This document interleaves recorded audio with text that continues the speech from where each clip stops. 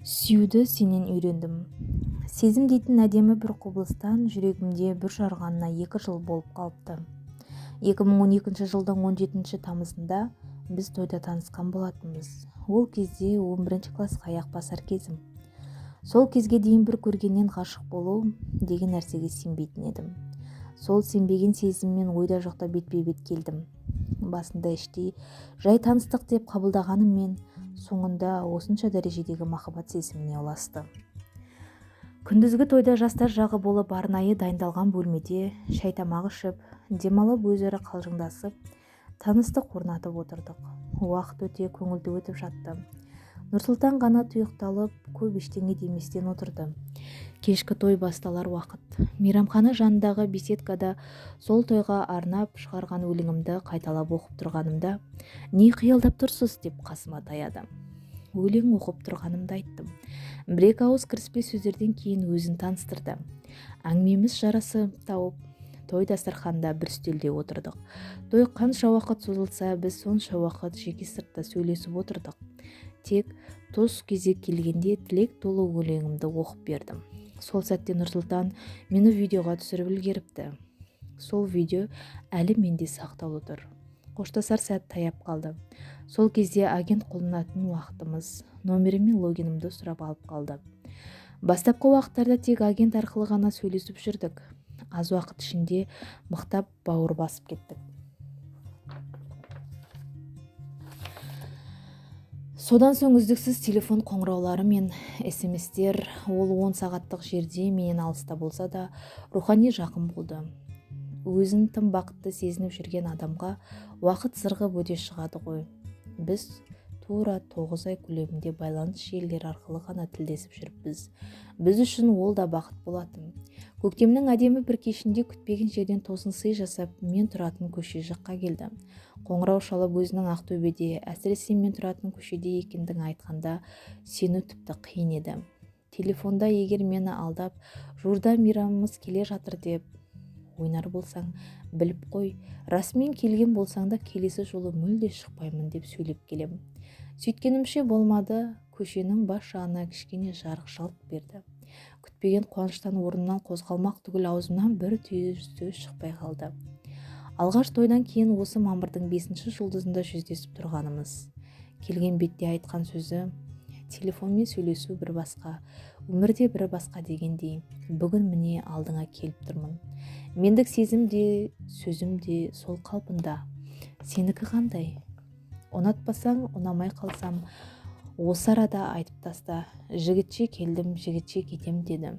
Өзі іштей тым қобалжып тұрған адам мұндай сөзге қалай жауап қатпақ? Сөз сөйлемек түгілі өзімнің жерде не көкте екенімді біле алмай, түсім емес пе деп таңырқап қалдым. Сол сәттегі соққан жүрек соғысынан оның бар екенін сезіндім. Екеуміз бір қалада, бір ауадан тыныстап жүрміз. Жүрегіміз жақыннан бірге соғып тұр. Мұны білу мен ойлаудың өзі бір бақыт. Жиі болған мен ол Ақтөбеде болған уақытта 6 рет кездестік. Себебі ол келген тұста мен Көкшетауға кетіп қалған болатынмын. Арамыз сол алыстағаннан бері ажырап кетті. Олай боларын кім ойлаған? Мен Нұрсұлтанды ең соңғы рет туған күнімде, яғни 23 маусымда көрдім. Дәл 4-0 қатар соққанда қолында қызыл қызғалдағы Рафаэлло шоколады мен Тедди аюы бар. Тап сол сәтте маған оның шынайы сезім мен сүйіспеншілігінің өзі жетіп жатыр еді. Біз бірден қош айтыспадық. Көкшетаудан келдім. Шілде мен тамыз айлары бойы телефон арқылы хабарымыз еш үзілмей тұрды. Қыркүйек, жоғарғы оқу орны, мен үшін мүлде өзгеше сезім. Оқу деп қобалжып, қарабаласып жүргенде Нұрсұлтанға уақытымды аз бөлдім бе білмедім. Бәрі қас-қағым сәтте болды. Қыркүйек айының соңғы жағында біз мәдениетті қоштастық. Қоштасудан кейінгі ойларым: 23 қыркүйек күні дүйсенбі. Мен әдеттегіден тыс аудиторияға көңілді кірдім. Еңсемді түсірмедім, тұнжырамадым. Түстен кейін өзіндік жұмыстар тапсыруға дейін аралықта 1 сағатты үзіліс. Группалас құрбыма Нұрсұлтанмен жүрмей қалғанымда айтқанымда сол сенбеген. Өзге түгіл бұл шындыққа өзімде шаққа сеніп тұрмын. Сыртым қаншалықты күлімсіреп тұрғанмен ішім қанжылап тұрды. Суреттеріне жиі үңілемін. Жазып алған дауыстық дыбысын таңдаймын.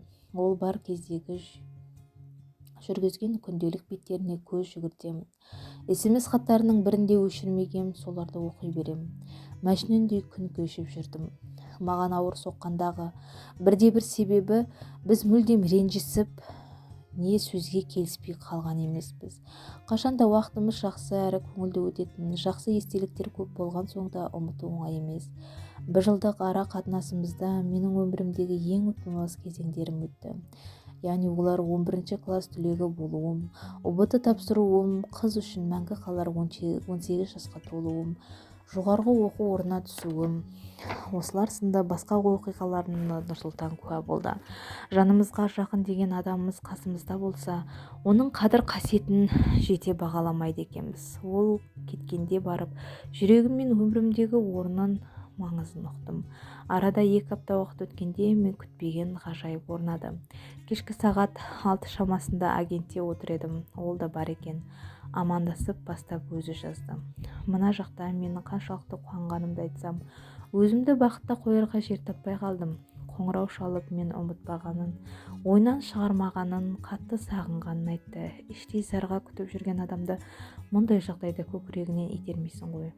Ара қатынасымыз қайта жалғасқандай болғанымен одан ештеңе өзгере қоймады. Не дегенмен де жүректе бір дақ дейміз бе, кірбің дейміз бе, сондай бір жібермейтін дүние тас түйін болып тұрып қалады екен кеудеңде. Айтарлықтай қуана қоймадым, салқындылықпен қабылдадым. Соған деген реніш болмаса да, ол сезімді өзім де түсіне алмадым. Одан көп созғым келмей, қарашаның 1-2 күн қалғанда бәрі бітсін, соңғы нүктесін қояйық. Аман бол Нұрсұлтан деген бір ауыз хабарлама жолдадым. Біз қыз-жігіт болып жүрген уақыттарымызда армандарымыз тым асқақ еді. Болашаққа деген көптеген жоспарларымыз құратынбыз. Нұрсұлтанда жігіттік мінез бір өзіне жеткілікті болатын. Қай жерде қалай сөйлеумен қатар өзін қалай ұстауды білетін. Ренжу, қырсығу деген атымен жоқ. Өзінің дегенін істете алатын. Еркелетіп те өз сезімін ашық білдіретін. Үнемі пікірмен бөлісе отырып, соңғы қорытынды шешімді өзі қабылдайтын. Қалжыңды да қатырып, келістетіп жеткізетін. Ешқашан есімнен кетпейтін. Ойыма алар болсам езуіме шаттық күлкісін сыйлайтын сөздерінің бірі. Керек жерде жігітіне ағыңдай бола аламын. Баламды алақаныма тұрғызып қойып өсіретін боламын деген сөздері. Мүмкін бұл оқырмандар үшін жай сөз болар, бірақ мен үшін жүрегімде алтын әріптермен жазылған сөздер. Қандай жағдай болса да өмір жалғасын табады ғой. Нұрсұлтанның тағы бір сөзі, біз жүрмей қалған күннің өзінде маған қыз, саған жігіт табылады ғой деген болатын. Ол үшін бұл сөз расталды ма жоқ па білмеймін. Өз басыма келер болса, мен үшін одан артық жігіт жоқ. Мәңгілік менің идеалым болып қала бермек. Біз қоштасқалы 11 айдың көлемі болыпты. Сол аралықта 2-3 баламен сөйлестім. Қанша салыстырмайын, ойламаймын дегенмен де еріксіз түрде Нұрсұлтанмен қатар қоя салыстырып, оны өзгеден артық көріп, оның нәтижесінде мен оған іштей жақындай беремін. Тәуліктің 24 сағатының күніне жоқ дегенде 1 минутын бөлсем де, қандай әуен түрін тыңдасам да, махаббат туралы кітаптар оқысам да ойлайтыным Нұрсұлтан. Біз жүрген көшелер, теңіз шуылы, телефон тұтқасында бозар батқан таң бәрі өткеннің естілігінде қол бұлғап қала берсе де, көлеңкемдей жанымнан бір елік ажыраған емес.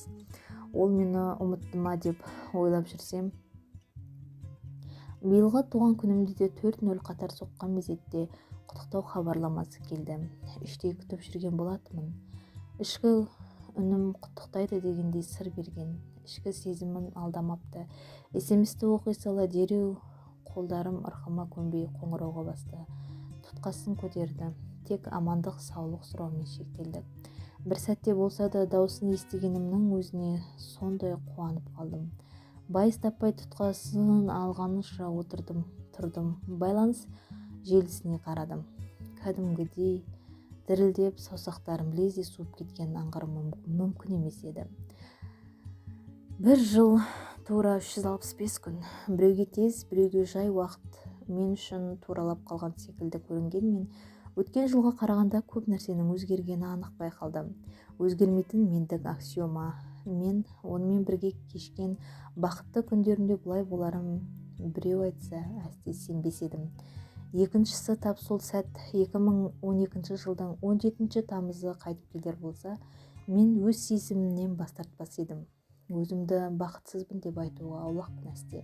Осы бір жазған әңгімеме көп нәрсе сыйдырып, жеткізе жаза алмадым. Барлығы жүрек түкпірінің қойнында сақтаулы жүр ғой. Күн сайын ғашық болып ояну, бір адамды ғана ойлап ұйқыға кету мен үшін бақыт дейтін ұғымның бір бөлігі. Ғашық жандарға, бірін-бірін сүйген жұптарға қарап сүйсініп, оларға бақыт тілеймін. Қашанда кетіп қалу оңай, бірақ қайта оралу қиын екенін ұмытпаңдар. Сезімнен сабақ алу деген осы екен ғой. Өткенді өзгерту, не кері қайтару қолымыздан келмейді. Жалғыз мүмкіндігіміз болашаққа деген нық сенімді сәтті қадаммен жасау. Мен сүйген жан туралы ойларым мен естеліктерім, түйген түйіндерім тым көп еді. Сол ойдың 1/4 бөлігін ғана жеткізе алғандаймын. Фариза апамыз бір сұхбатында адам өмір бойы сүйіп өту үшін бір көрудің өзі жетіп жатыр деп, осы сөздің тереңдігіне енді бойлағандаймын. Ол бір күні алдымнан кездейсоқ шыға келеме деп қорқам. Олай бола қалған жағдайда көзіне тура қарап, бар сезімді жайып салардай. Жанартаудың екпіні бар жүрегімде. Әлде көзімді төмен салып, аяғымды адымдай баса өтер ме екен? Асылында ол маған жолықпаса екен. Онсыз өмірге 11 айдан бері көндім ғой. Сағыныштан сарғайсақ та сезімнен өлмеспіз. Бұл сөздерім өзімді жұбату ғана болар бәлкім. Ырзагүл Серікбаева.